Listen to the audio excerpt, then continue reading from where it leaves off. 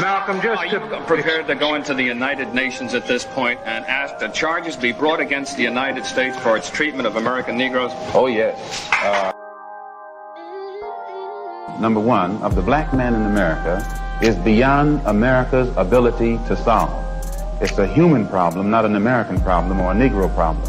And as a human problem or a world problem, we feel that it should be taken out of the jurisdiction of the United States government and the United States courts. We want freedom by any means necessary. We want justice by any means necessary. We want equality by any means necessary. We don't feel that in 1964, living in a country that is supposedly based upon freedom and supposedly the leader of the free world, we don't think that we should have to sit around and wait for some segregationist congressman and senators and a president from Texas in Washington, D.C. to make up their mind that our people are due now some degree of civil rights. No, we want it now, or we don't think anybody should have it. Uhuru, welcome to We Charge Colonialism, Black August edition. I am Ikemba Ojore, a community organizer and host of We Charge Colonialism Media. Black August is honored every year to commemorate the fallen freedom fighters of the Black Liberation Movement, to call for the release of political prisoners in the United States, to condemn the oppressive conditions of U.S. prisons, and to emphasize the continued importance of the Black liberation struggle. Observers of Black August commit to higher levels of discipline throughout the month. This can include fasting from food and drink, frequent physical exercise and political study, and engagement in political struggle. In short, the principles of Black August are study, fast, train, and fight. During the COVID shutdown, myself with other organizers launched the first Black August Power Hour study by examining George Jackson's Blood in My Eye. We are reviving the Black August Power Hour study with Brother Malcolm X, and we have reached out to organizers within the Black Liberation Movement to participate. We will be meeting every Tuesday and Thursday at 12 p.m. Eastern Time to analyze and discuss the philosophy of Malcolm X. Do join us on YouTube or Facebook for this special commemoration of Black August and Black resistance. Our goal is for organizers within the Black Liberation Movement to unpack Brother Malcolm X's views on colonial capitalism in a contemporary context, to unpack resistance in the movement against colonialism from the lens of Minister Malcolm X. We will be reading select texts and discussing related questions to uplift the historical events that has taken place throughout the month of August. Now, welcome to the Black August Power Hour.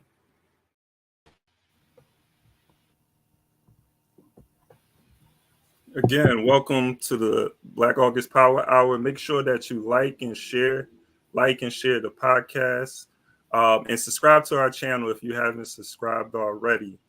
So today we're going to be examining Malcolm X's what is called his last speech. And again, technically it's not his last speech or message, but this speech was given on February the 14th, a day after Malcolm's house was firebombed, and 7 days before Malcolm would be gunned down, assassinated. So we're joined by Valerie Haynes, Sister Valerie Haynes, who's going to be reading the excerpt from this last speech. And you want to introduce yourself, Valerie, and we're going to share the reading on the screen for everybody to be able to follow along. But you do have access if you go into our Google Drive. You'll see Malcolm X's collected speeches. And so, Valerie, you want to introduce yourself? Sure. Can you hear me, Kimba? I can hear you. Okay, peace, everybody. Thanks for having me here today. My name is Valerie. I'm from the Free Kamal Siddiqui Committee, and I'm working to bring him home and other political prisoners. So I'm going to start reading from page 6, from the bottom of 690, so I won't break the sentence, and then we'll continue to 696.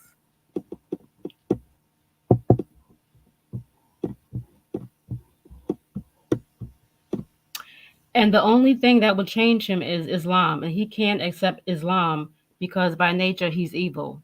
And therefore, by not being able to accept Islam and become a Muslim, he could never enter Mecca. This is how he taught us. So when I got over there and went to Mecca and saw these people who were blonde and blue eyed and pale skin and all those things, I said, well, but I watched them closely.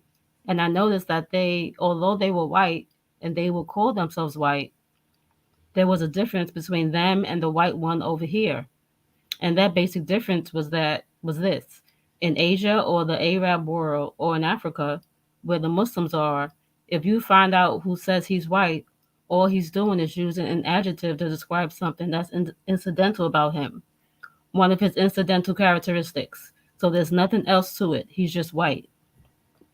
But when you get the white man over here in America and he says he's white, he means something else. You can listen to the sound of his voice. When he says he's white, he means he's a boss. That's right. That's what white means in his language.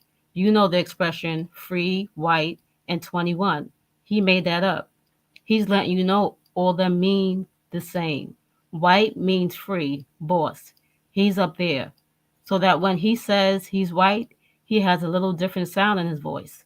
I know you know what I'm talking about. This was what I was missing in the Muslim world. If they said they were white, it was incidental. White, black, brown, red, yellow doesn't make any difference what color you are. So this was a religion that I had accepted and had gone there to get a better knowledge of it. But despite the fact that I saw that Islam was a religion of brotherhood, I also had to face reality. And when I got back into this American society, I'm not in a society that practices brotherhood. I'm in a society that might preach it on Sunday, but they don't practice it on no day, on any day.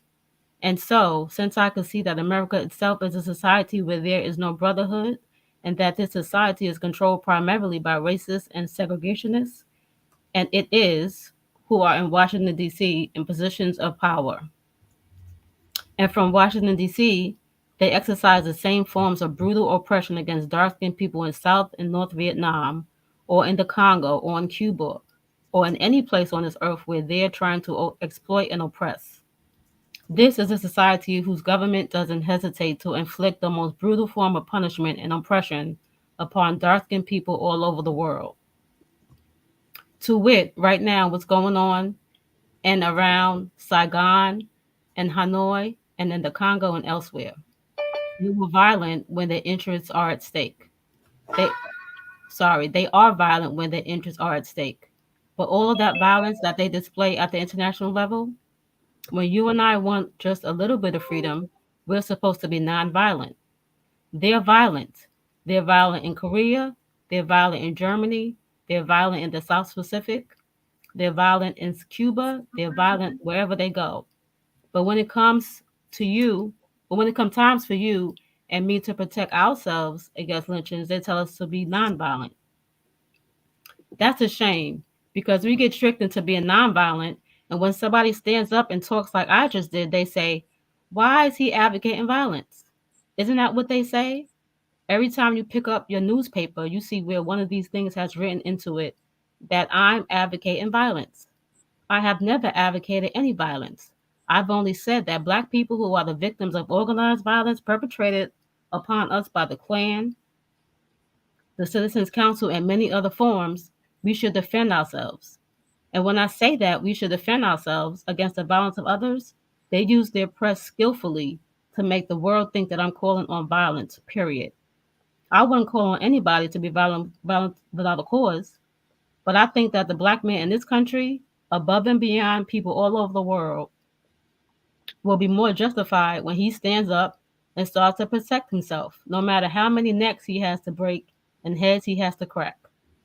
I saw in the paper where on the television, where they took this Black woman down in Selma, Alabama, and knocked her right down on the ground, dragging her down the street. You saw it. You're trying to pretend like you didn't see it because you knew you should have done something about it, and you didn't. It showed the sheriff and his henchmen throwing this Black woman on the ground, and Negro men standing around doing nothing about it, saying, well, let's overcome them with our capacity to love. What kind of phrase is that? Overcome them with our capacity to love? And then it disgraces the rest of us because all over the world, The picture is splashed showing a black woman with some white brutes with their knees on her holding her down, and full-grown black men standing around watching it. Why you are lucky they let you stay on earth, much less stay in the country. When I saw it, I dispatched a wire to Rockwell. Rockwell was one of the agitators down there. Rockwell, this Lincoln Rockwell. And the wire said in essence that this is to warn him that I am no longer held in check from fighting white supremacists by Elijah Muhammad's separatist black Muslim movement. And that if Rockwell's presence in Alabama causes harm to come to Dr. King or any other black person in Alabama who's doing nothing other than trying to enjoy their rights, then Rockwell and his Ku Klux Klan friends will be met with maximum retaliation from those of us who are not handcuffed by his nonviolent philosophy. And I haven't heard from Rockwell since. Brothers and sisters, if you and I would just realize that once we learn to talk the language that they understand, then they will get the point. You can't ever reach a man if you don't speak his language. If a man speaks the language of brute force, you can't come to him with peace. Why? Good night. He'll break you in two, as he has been doing all along. If a man speaks French, you can't speak to him in German. If he speaks Swahili, you can't communicate with him in Chinese. You have to find out what does this man speak. And once you know his language, learn how to speak his language and he'll get the point. There'll be some dialogue, some communication, and some understanding will be developed. You've been in this country long enough to know the language the Klan speaks. They only know one language. And what you and I have to start doing in 1965, that's what you have to do because most of us already been doing it, is start learning a new language. Learn the language that they understand.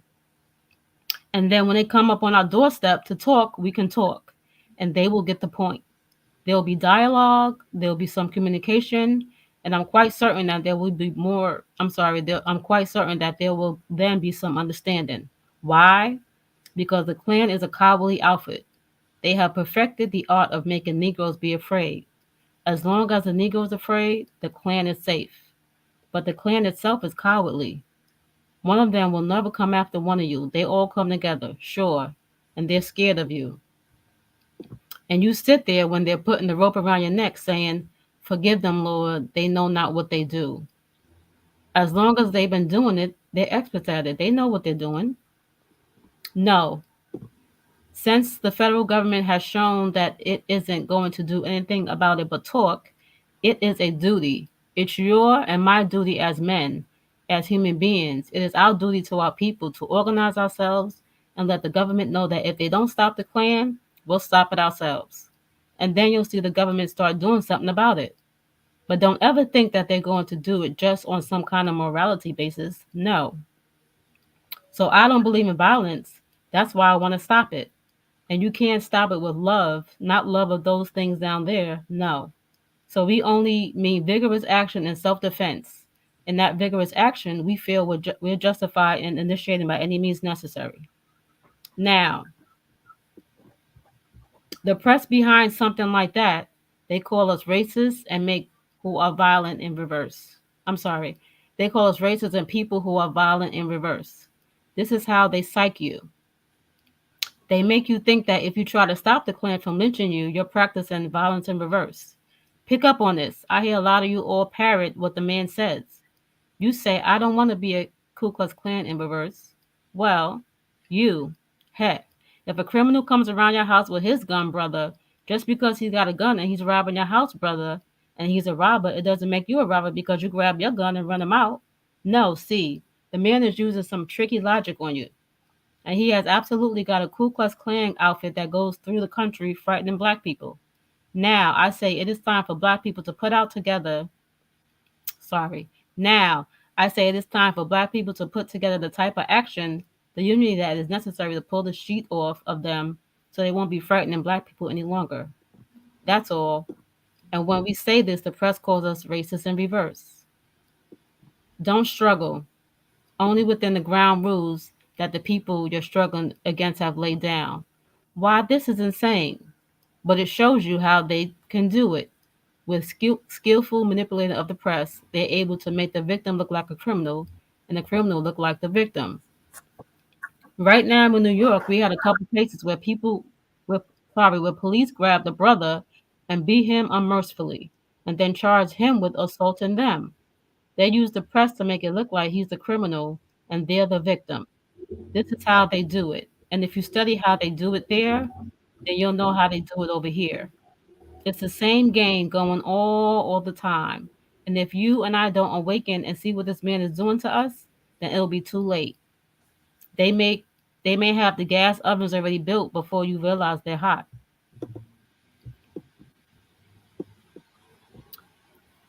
One of the shrewd ways that they use the press to project us in the eye or image of a criminal, they take statistics. And with the press, they feed these statistics to the public, primarily the white public, because there are some well meaning persons in the white public as well as bad meaning persons in the white public.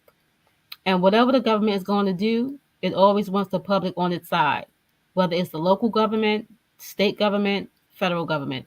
So they use the press to create images.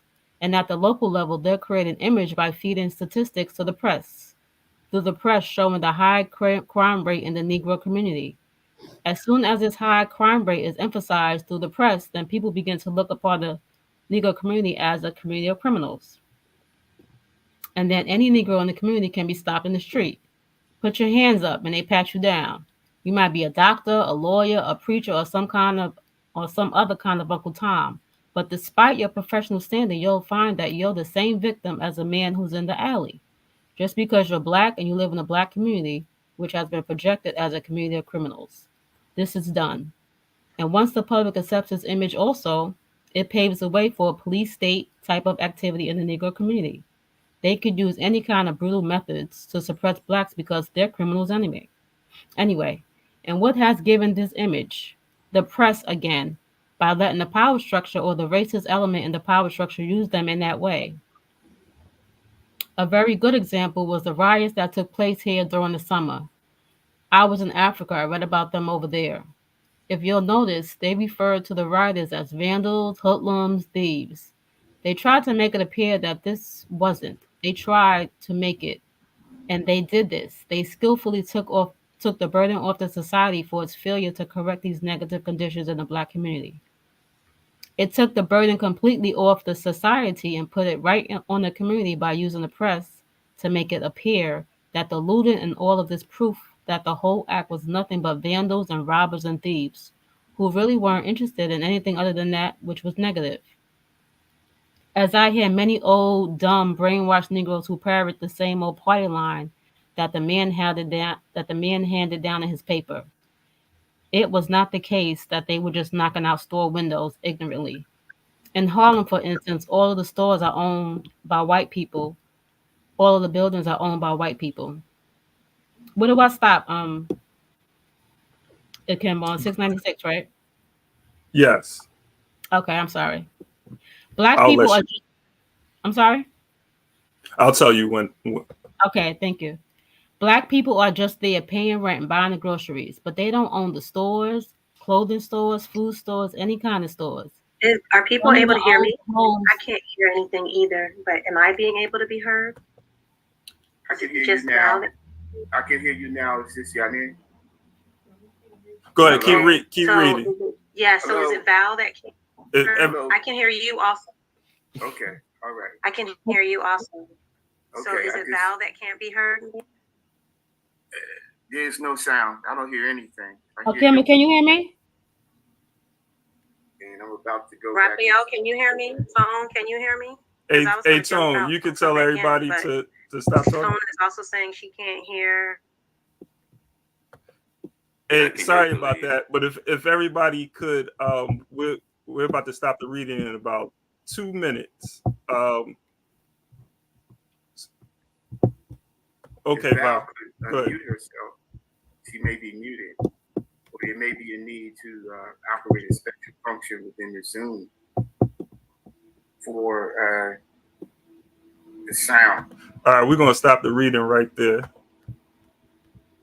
1 second.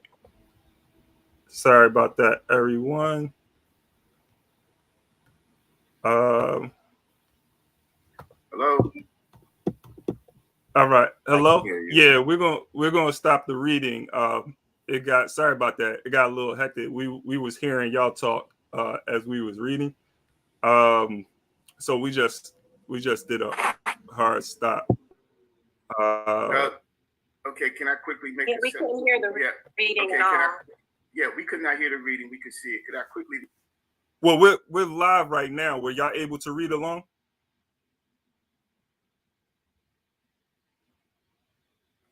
Was the idea that is there somebody that is reading out loud? Tone, are you there? Okay, so what we're gonna do now is were you able to see the reading? All right. Everybody that's tuning in live, sorry, we having some technical issues, but we're about to get into the discussion right now. So we can figure that out at the I'm here. Can you folks hear me? So we can figure this out, how to make sure you folks can hear it after. But we want to make sure that while we're live, we were able to read through this screen, and then we are able to talk about the question. So the question was, were people able to read the text? Were you able to see and read the text as we were displaying it? Okay, were you Okay. So we see that folks were reading it. So we're acknowledging that you folks were not able to hear, but you were able to see and read along. Okay. All right. So again, we just got finished reading an excerpt from Malcolm X's last speech. Thanks everybody that's tuning in, and for those who just joined us, make sure that you like and share the podcast. Wow, thank you for reading. I appreciate you going through that excerpt. I want to open it up to you before we get into the questions for those who are joining Zoom, and I know you're about to join them on Zoom as well. I think that this is a powerful. For me, it's probably the most impactful of his speeches. I know there's the Ballad of the Bullet, Message to the Grassroots, and there's various other speeches that Malcolm has, letters that he has written. But this particular speech that was made 7 days before Malcolm was assassinated and the day after his home was firebombed. Did I say that right? 7 days before he was assassinated and the day after his home was firebombed. Malcolm, at that time, and he knew for a while that he didn't have much time left. And so I feel that anytime he spoke during this time, he was really trying to make sure that he left a message behind that would really help African people towards their liberation. And here in this part, I feel like he's really getting to not letting ourselves get trapped in the box when it comes to our strategy and our agenda, what the Black agenda should be, and how media is used to sort of manipulate us and try to keep us in the box, and not and having them have an influence on our strategy and shape what type of strategy we should have, and how there's a lot of Black leaders who was getting caught up in responding to the colonial powers in kind when they or accordingly when they would make these demands or ask. And I think that what Malcolm was saying in this particular excerpt resonates, or you can apply what was happening at that time to today, and we're still falling for the same pitfalls. But I want to give it to you, Sister Val. You read, and I want to see if you had any thoughts or if there was anything you wanted to say before you leave. Are you still? Kimber, I got on Premium so I can get on the Zoom. Okay, you move fast. All right, go right ahead. I know, because I heard people having it. My daughter Zawadi, she said she couldn't hear me, but I know YouTube heard me, so that's cool. Yeah, YouTube heard everything. Okay, great. So regarding the Malcolm's speech and the text, I think that Malcolm's profound words, they resonate in 2023. You know that when you watch the news, they victimize the criminals and they criminalize the victims all day, every day. So we just need to, do the work to change those narratives. And so that's all I have to say right now. But I'll continue the conversation. All right, appreciate that. And Tone, you want to lead off with the question? So thank you for that reading, and hopefully, though folks couldn't hear in this Zoom session, folks were able to follow along with the reading on the screen.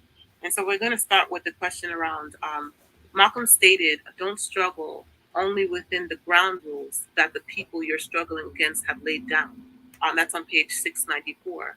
Why is this insane, and what does this mean to you? We'll kick it to folks here. Can you answer this question? Why is this insane? Specifically, and what does this mean to you when he says this? We see Stack with neighborhood program, and then Yane. So, okay, feel free, Jordan, to come off mute and answer this question. Thanks, Tom. I think that this is really applicable right now. Obviously, I think that anytime we have resisted, right, we are always kind of met with that response, right? And even our own people get caught up in that of like, hey, that's only going to bring us more trouble, or you can't say that, you can't resist that way. And what I think that Malcolm is saying is like, we have to throw off like the morality and the value system of the European, right? Like we have to have our own set of values. And I think we're seeing that in real time in the continent, specifically on West Africa, right? ECOWAS is like, yo, like you can't take over, in Niger, and the rest of West Africa is like, we don't give a F what you have to say, right? Like we want our freedom. And I think that's what Malcolm is trying to get us to see as Africans inside of the colony here is like, we don't need to subscribe, or we don't need to be, last week we were talking about like the progress made through the colonial institutions or through those structures. And so I think that's what Malcolm is saying, right? Like, we're not looking for a Black president, right? Like that is not success to us. Don't tell us that is success. Don't look to them as a way to value what we're doing or to legitimize our struggle, right? We need to struggle for ourselves. I think that's what he's saying. And I think it's very applicable to right now. I hope I answered the question. Yeah, right on. So absolutely, like we pave our own revolutionary path as opposed to using the path laid out. That was very clear, Jordan. Thank you for that. And I see our brother Khalid is also on Stack, and then Yane. So brother Khalid, please come off with you, and then Yane. Yes, Assalamu alaikum. I think that Malcolm's comments reflect the situation then, and it definitely reflects the situation today. I like to zero in on the situation and conditions here within the United States. And even though they do have a lot of repercussions throughout the African diaspora. But as I mentioned yesterday, many of us are still locked into fighting battles within the traditional civil rights paradigm. And within that civil rights paradigm, the ground rules have been firmly laid out and set by the powers that be. It wasn't always that way, but they were able to accommodate themselves to the marches, to protests, to demonstrations, to sit downs, and so forth and so on. And they were even able to extend the accommodation to throwing bricks and bottles and firing some shots sporadically. So we have to step outside of the traditional civil rights paradigm in terms of what our struggle should look like, and embrace a very radical revolutionary paradigm that includes all forms of struggle: violent, nonviolent, electoral, non-electoral, militarily, all of it, culturally. And I think that's what Malcolm was speaking of, that it's completely insane to try to fight for your freedom based on the ground rules that were laid out by your enemies and adversaries. Even the folks who constructed this monstrosity that they call a constitutional republic realized just how insane it was to engage the British monarchy in the 18th century, with everybody lined up facing each other face to face and fighting battles that way. They had enough sense to develop guerrilla forces who took it upon themselves to ambush the Redcoats and ambush the British behind rocks and up in trees and everywhere else.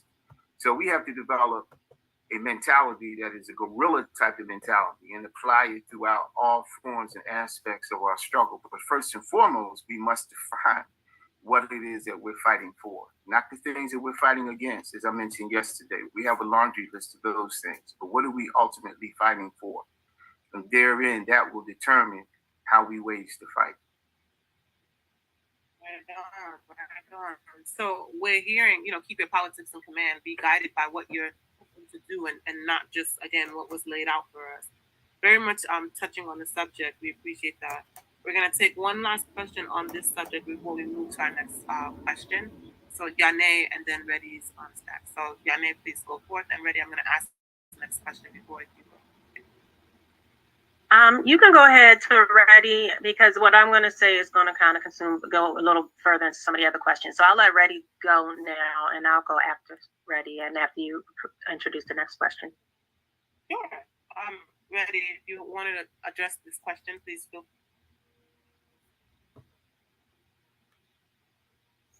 Hello, can everyone hear me? Yes, we can. Pete. Okay. Assalamu alaikum, y'all. I'm over here at Land Corps, sending you peace and love. Oh, I need to go. So I just wanted to comment on what I just heard about what Malcolm X was saying about the need to have our own way of looking at things outside of the lens of the ones who were oppressing us. And I feel that a standard has been given, especially for things like in terms of health and well-being. A standard has been given to everywhere that was colonized, and where it's most evident is in our health. And so I've said that Black health needs to be its own thing because it always has been. What's good for other people is what could end up hurting us, and vice versa. And so I'm reminded of that, of course, as Malcolm said, in our politics and our ways of going about things, but also if we just all look at our own bodies, there's no doubt that what's healthy for other people is not what's healthy for us. So I think that's something to remember. I just wanted to say that. Yeah, absolutely. And I appreciate you uplifting Black health, right? As described, we know that a lot of what is currently looked at as the standard for health is not taking into strong consideration our needs and our health. And so, again, as Malcolm was describing, using our own perspectives is the path forward. So thank you for that. And so we're going to move on to the next question, which are, what are some of the contradictions that Malcolm X highlights in this particular speech? And then can you point to contemporary contradictions and hypocrisy in the U.S.? So kind of comparing what Malcolm was describing in a more modern context. And we're going to jump to Yane, and folks who want to speak, please put yourself on. So, I do think I think Malcolm is one of the things that makes Malcolm so important and so powerful is his ability to make it plain. So I think so much of what he said, and in particular that opening statement, was just very plain and clear. We're gaslighting ourselves when we turn around to people who are claiming that we're not even having the experiences that we're experiencing while they're imposing those experiences on us, and ask them to approve of our ability, of our tactics to get out of that kind of situation. It doesn't make sense to do. And we've been so many years kind of in this begging people to be nice to us that are invested, whose survival is invested in not being nice to us, to put it most likely. I think that one of the things that I encounter, and to the point that Brother Khalid put out, mentioned about us defining what we're looking for and what we're aiming for as a primary kind of North Star. I definitely believe in that, and I have put focus on that, and that's actually what the Ubuntu Freedom Principles of Freedom, for anybody who knows about them, but you can go to ubuntufreedom.com if you're interested. That's what they focus on, is creating like a vision for a future that we can all collectively, for those who agree, can know that they have an agreement and then be working towards that together. But one of the biggest things that I find is the biggest difficulties in organizing around a future that we want is people being able to expand beyond the limitations of like the white imagination or what whiteness has given us. That is what I find to be the biggest hurdle. We're in a capitalist framework, so people see freedom in a capitalist context when capitalism is never going to allow for freedom for us, right? And there's this lack of solidarity, lack of connection conversations, when those are the things that are absolutely required in order for us to be able to reach what we are seeking. But people don't have, and they do, like as was stated, they will reiterate those talking points that are against us. They're fed, and one of the things he talks about is how the press is used to do that, right? And they'll feed us all of these these lines that completely undermine our ability, that are in complete contradiction with what we need to be thinking and saying in order to reach our freedom that we are supposed to be fighting for. So and then use us, which is like what counterinsurgency is all about. Then they use us to reinforce the oppressions that we are claiming that we're fighting against, so that we actually ultimately end up becoming the agents of our own oppression by using their framework, and using their framework as a standard for how we behave, how we engage, what we do, and not actually recognizing that the whole framework collapses as soon as we stop using it, as soon as we stop engaging it is completely collapses. So once we see our power, like it's all ultimately like a reflection of almost like an inferiority complex, where we keep on caring about what others think about us, and particularly our enemies. It's like being in a space and not being sure that you want to paint your room the color you want it, because the mouse might not like it. Like, they shouldn't even matter. Like, they're fleas, they're gnats in the context of the power that we really have, but we don't tap into it because we keep buying into the idea that they actually are the power, that they actually are the knowers, that they are actually the ones whose approval is needed, and that once we have their approval and they buy into our humanity, that we're going to be okay. We're more human, we're more than human, and we need to step into our godliness and not worry about people who are at this mere level of functioning, that are morally inferior, as Malcolm said, that we're actually twisting and trying to meet their moral standards when they're morally inferior. So we're constantly making ourselves inferior in an effort to reach a position when we belong in the superior position, just by nature of our nature. Wow, very powerful. Thank you for that, Yane. Hearing Valret's They Have None, hearing how not to limit our understanding, our imagination, right? Embracing the principles of abolition, right? And you're describing how that if we embrace our own version, the system that is oppressive collapse. I unite with the things that you were describing. Thank you for sharing that.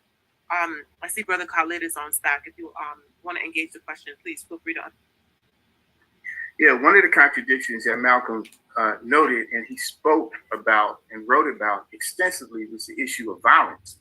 And so what I'd like to do is briefly read something from a book that I put together. And I'll just say this, I'll read it. Black folks in the United States are socialized, that is, brainwashed to not even think about fighting back against police violence or racist vigilante violence. Hence, we witness scenarios where cops strangle blacks to death in front of the verbally distraught crowd of onlookers, George Floyd. Shoot someone in the back multiple times as they enter their car to the shock of horrified community members, Jacob Blake. Or gun down an unarmed Black teenager, leaving his body sprawled out on the hot sidewalk of his neighborhood for hours, while the police openly defy friends and family from even coming near him as he lay dying, Mike Brown. So those are just some of the examples that I cited to reinforce, again, Malcolm's message that was relevant 60 plus years ago, that's still relevant today, that we have been brainwashed and socialized to accept the colonial violence and to not respond in a qualified measure for measure fashion. And again, that's one of the things that Malcolm harps on in his particular speech. Very solid, Brother Khalid, as well. And if we think about it, thanks for offering that contemporary context, right? Like, the media is moving with the explanation as to why they were murdered instead of, that they are, and how it's rooted in racism, right? Like, Mike Brown was this kind of menacing figure. Did he frighten the police? Instead of looking at the pattern of how Black lives are disposable to, to the system, and how anything can result in death, right? The concepts of like Afro-pessimism. Thank you so much for sharing that. Is there anyone who wants to jump on the stack before we address the next question, which is what I've just put in the chat? Okay, so moving on to the next question, which I will read. In what way does the media function? Oh, okay. Jordan, you can, and I'll go to the next question after that. Sure. My bad. I was trying to click all the buttons. I think one of the things that Malcolm brings up consistently, right, and it's like to that point of violence, it's to that point again of like a value system. We are like, again, I think right now, like that contradiction is so strong. I think it's even stronger now in 2023, right? With the Obamas, with the Jay-Z and Beyonce's, with the Oprahs. Like, those folks have given us this. When I say us, I'm talking about us as a collective group of Africans inside of the United States. Like, it's given a lot of field niggas, house niggas aspirations, right? Like, I just want to be a house nigga. I just want to be like them. I just want to serve capitalism, right? Whereas Malcolm is telling us, like, don't invest into their systems. I think that we're seeing the byproduct of that right now, like of the strong investment, right, of electing people.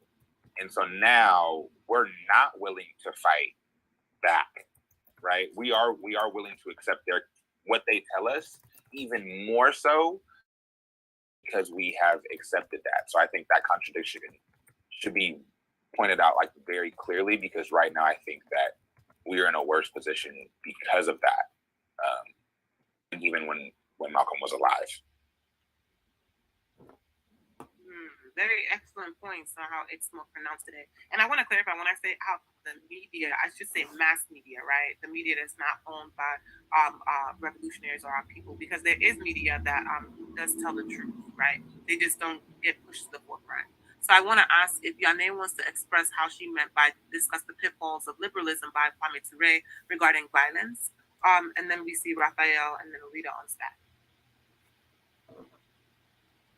In his essay, The Pitfalls of Liberalism, Baba Toure talked about exactly what Khalid was also talking about. Brother Khalid was also talking about around the ways that the violence, and obviously what Malcolm was talking about, how these violent actors who only have their power through violence, then want to tell those of us who are moving ourselves from under the pressure of that power, that excessive and unrighteous power structure, to not engage in those same activities of power, and then those same activities of violence, and then who gets to define violence. So you can actually go out and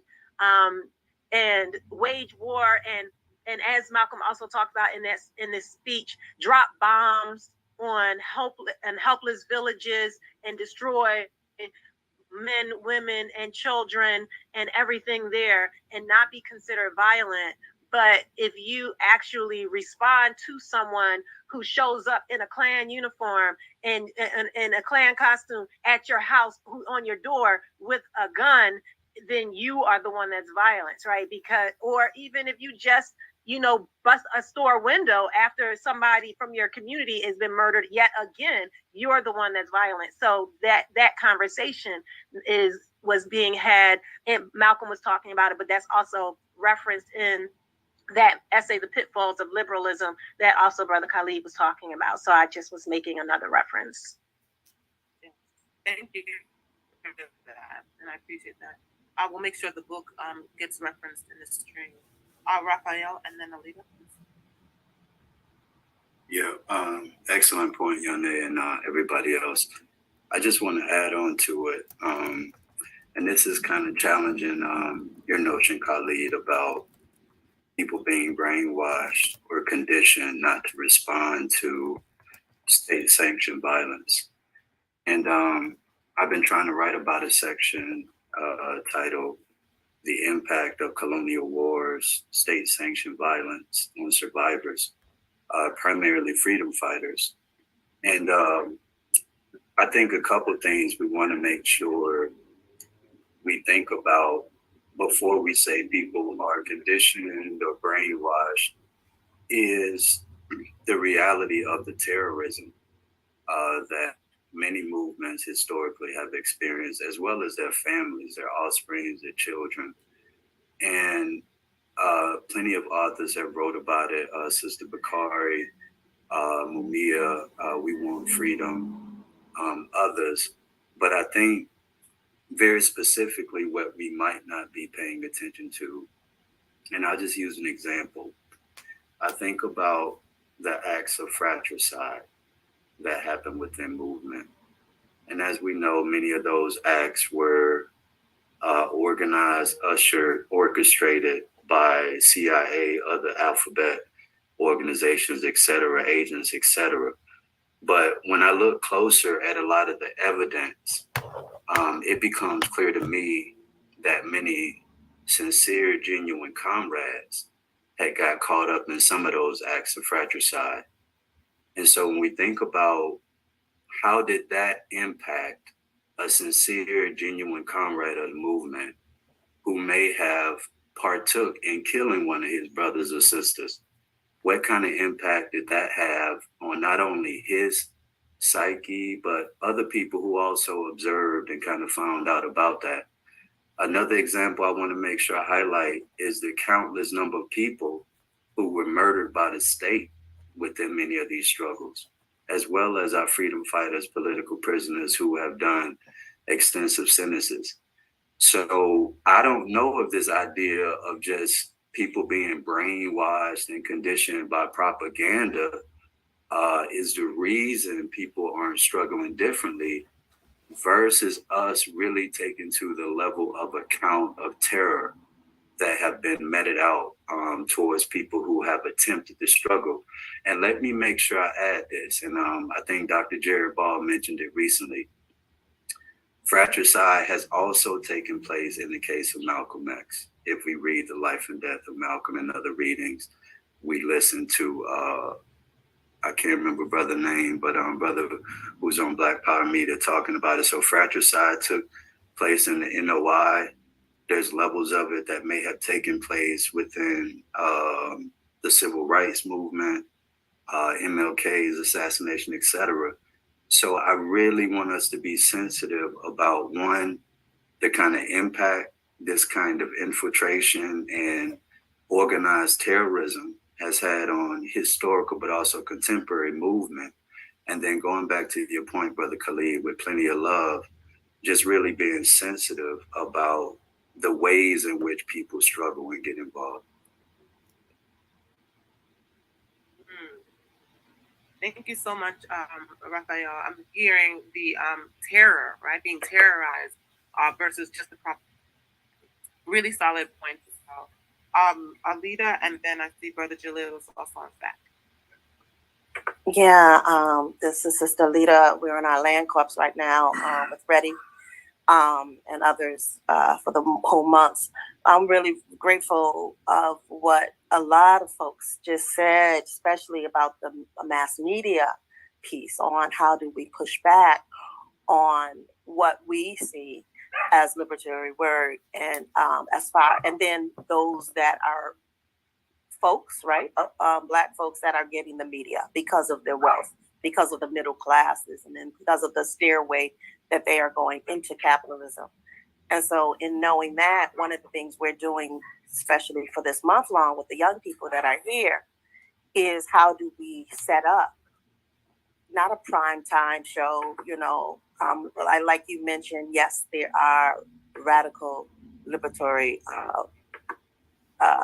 media outlets, but being more proactive to have the youth's voice in it. Like when I hear us, when we talk about Jalil's book, We Are Our Own Liberators, how do we make that funky, right? We're coming up with some songs, maybe a little hook on it, right? So that when we show these videos, it's not just pushed aside and having to compete with the capitalist things that are out there, but to show how unique we're going deeper into this to get a bigger, a wider venue, and then going into the communities to show it as well as the schools. So I think that's one of the things for me is the distraction sometimes for some of the nonprofits that want to say they're down with getting the work, but don't want to really actualize to say, when I think of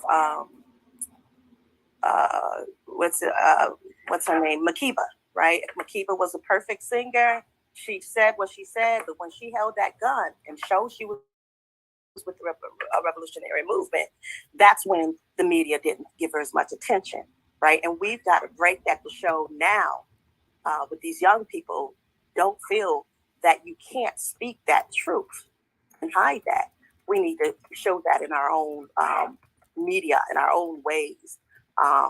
If it's We Are Our Own Liberators, if it's books that we're reading from Black August, we're going to look at these books and try to find a script where everyone on our corner, block, neighborhood, and street would want to hear it, right? And that means not making it attractive, but being real and also meeting people where they're at. And I think of that also the same way with Paul Robeson. Paul Robeson was put on that pedestal, right? He was in the media, but as soon as he started to really gather the people on a union and socialist, communist way, the media ousted him. We've got to let those things be known. This is how they broke us down in the past and historically, and we're not going to allow that again.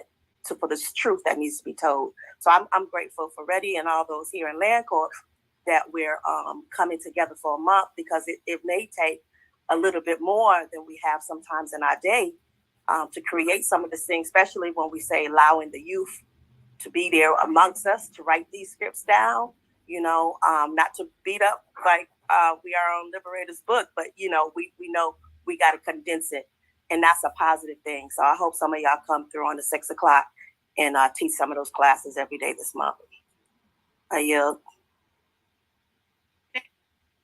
Thank you for that, Alita. You mentioned Land Corps. You mentioned using the arts as a way to teach liberatory work. That's excellent. Please put these resources in the chat so we can also share it with the group. We're going to send it over to Brother Jalil, and then Khalid will give you the last word before we wrap that one. So go ahead, Brother Jalil. All right, so I'm looking peace, positive, Ghani, John Bull, all the rest of the good greetings of solidarity and peace to everyone. Listening to what everyone's mentioned, I think it's extremely important for us to look at our history in terms of we as a people who has been misidentified or unidentified or improperly identified as human beings. And it's important for us to once again, for us to identify ourselves in terms of who we are as a people, right? Second of all, we also have to very much dive into to what degree we have been traumatized, having navigated a system of white supremacy for the last 400 years, to the point of the degrees of self-hatred, that Malcolm often spoke about, where he raised the question, who taught you to hate yourself, right? And therefore, we are engaged in this kind of internalized and fratricidal struggles because of this misidentification or lack of identification of who we are as a people, and how we've been traumatized as a result of having lived in a system of white supremacy for the last 100 years to a point of self-hatred that we have devalued. We've been devalued, but we have devalued ourselves and bought into and invested into that devaluation or that dehumanization. All right. So the process of moving outside of that goes back to the other part or the other end, which we have to be careful of regard to issues of extremism, right? And that is the question of violence, as Raphael made mention. Many of us have to, well, let's put it this way, I don't know we have to engage in, but many of us need to engage in a process of decolonizing ourselves by involving ourselves in the process of liberating ourselves in terms of being prepared to engage in violence. Right. In other words, be prepared to defend our struggle, defend our movement. That's why what was very important about the Black Panther Party, Black Liberation Army, because of the idea that they understood that they were engaged in struggle for self-defense, knowing that they was involved in a war. Many of us, our people, do not know that we are engaged in a war, LIC, low-intensity conflict, right? That has been going on for years. That has been committed, in essence, genocide against us as a people. And so for us to reverse the kind of dehumanization, as Franz Fanon argues, in regards to finding your manhood, or finding your personhood, that at times we have to involve ourselves in the type of violence that defends ourselves, defends our humanity, defends who we are as a people. Culture as a weapon, as someone put in there, as Val put in there, is extremely important. And knowing that culture, and how to weaponize our culture for our freedom is extremely important, right? So for us, we need not be afraid of, or I'm saying afraid of, caution to the extent that we won't get involved in violence or not involved in the kind of liberatory violence that Franz Fanon talked about, that essentially decolonize our mentality, decolonize our fear that has been brought to us, fear of our enemies, but not fear of ourselves, because we're not fear of ourselves because we've been equalized in terms of our understanding of who we are to one another, and as we've been dehumanized, so or devalued as human beings. So for us, it's important that we understand the issues of self-defense, right, as a liberatory necessity, right, in regards to that violence, but we also have to caution ourselves in regards to valuing ourselves as a people. And that goes back to identifying ourselves as a nation. And so there's a long ways we have to go in terms of the traumatization that we have suffered for 400 years of white supremacy, right, and capitalist exploitation. But we are in that process. That's why the movement for liberation, the movement for independence, is in essence a liberatory struggle. It is an emancipatory struggle. It is an abolitionist struggle. That anything and everything that dehumanizes, devalues, and degrades the value of Black people needs to be abolished. We need to be in the process of emancipating ourselves from a system of oppression. And not only that, we have to liberate ourselves from the conditions from which we continue to be colonized. So in this essence, I would say that violence, and for us, in self-defense, is a good thing, right? Because it humanizes us. Right? It strengthens our capacity to understand who we are as a people and who our enemy is, and be prepared to defend our people, defend ourselves and our people against a vicious, diabolical creature that has been since 1492 has been basically conquering the world and pressing genocides throughout the world of people of color. So that is my make on my response to what has been said here. Raphael is correct in regards to issues of fratricide. Then you got to put it in the context of the trauma that we have suffered. We have put it in the context of the degree from which we have been dehumanized, and also how we've been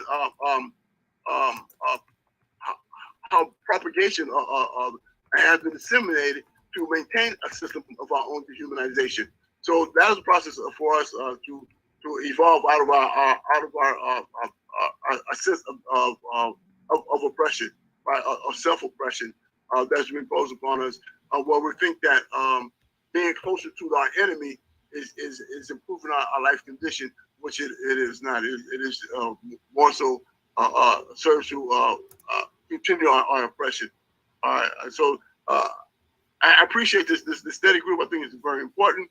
But of course, the best way of ensuring our future is understanding this history, right? And we have to always refer back to history, dialectically refer back to history to understand where we're going forward, how we're going to move forward. And again, it goes back to identity.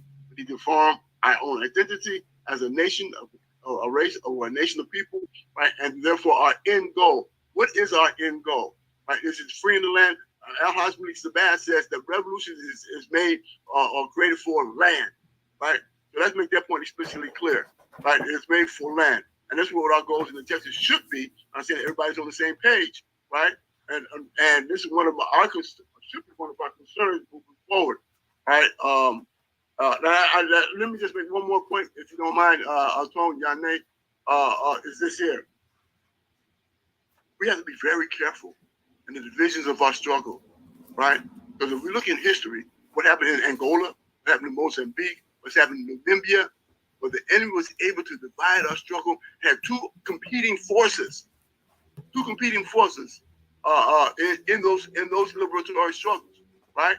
And so we have to be very concerned in this instance, and I make this pointedly clear, right? For what we define as BLM, Black Liberation Movement, and those who define themselves as New African and New African Independence Movement.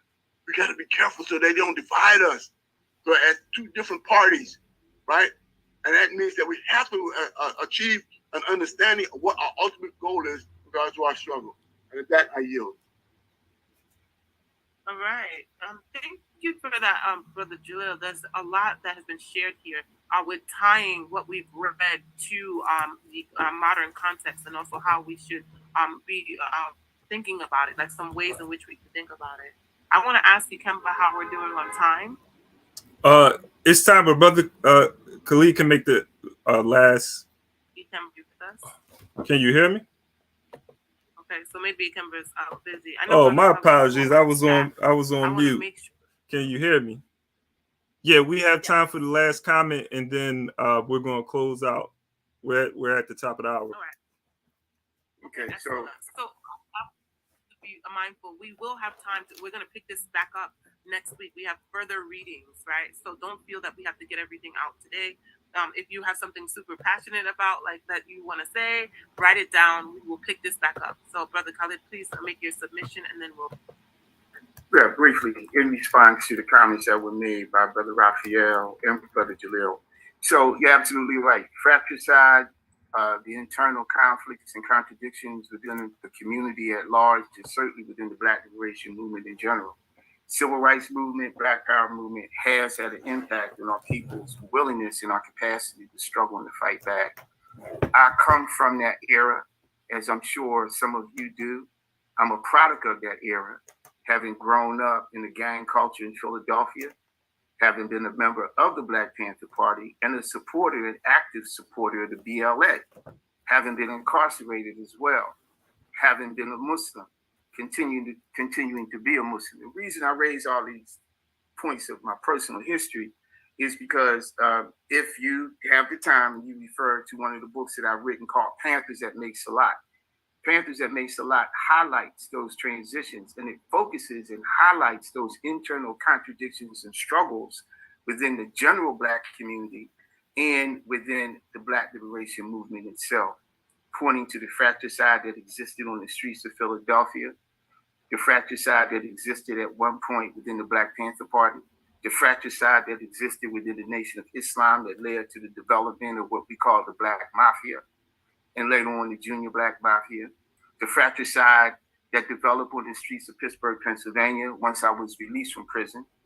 A few years later, in the late 1980s and early 1990s, the fratricide that developed in Pittsburgh and Allegheny County that led to massive shootings and maimings and murder amongst our young people. So I understand that fratricide, and I understand the dynamics and the psychology behind it very, very well, right?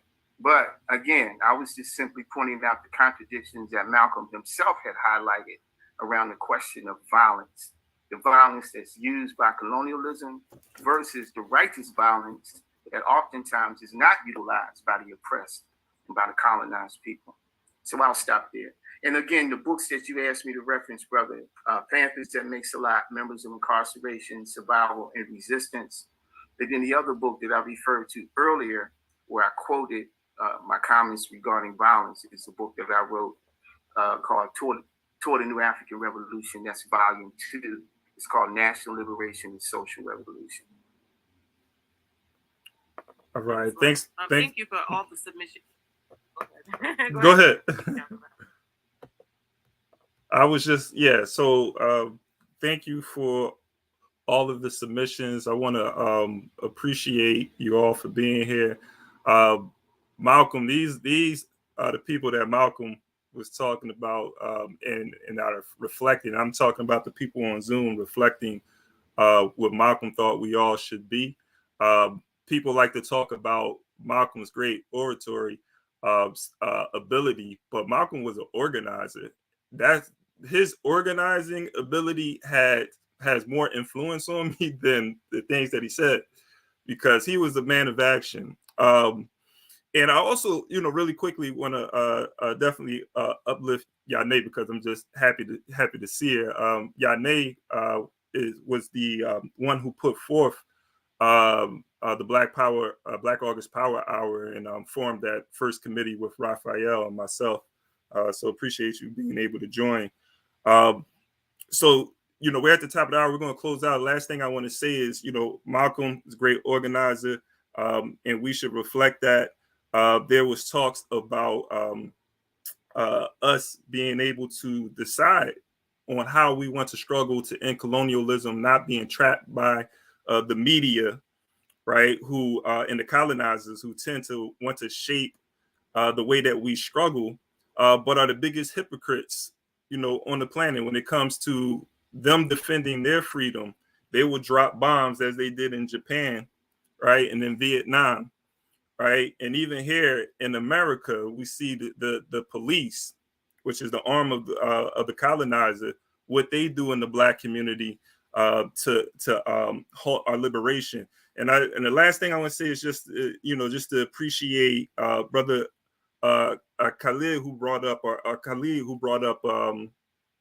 the BLA, and we know Baba Jalil as well, who was a member.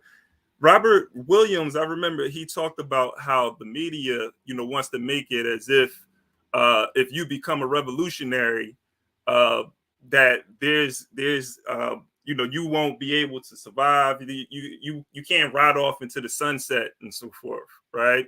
And so it would be the wrong decision to make to become a revolutionary, because there's no sunny side, on how can I put this? There's no green grass, right? On the other side of the fence. So I think it's important that we acknowledge our revolutionaries who organized in the 60s and 70s, who are still here organizing, who are still on the ground, still carrying on the work, because the media wants us to believe that the revolution ended in the 60s.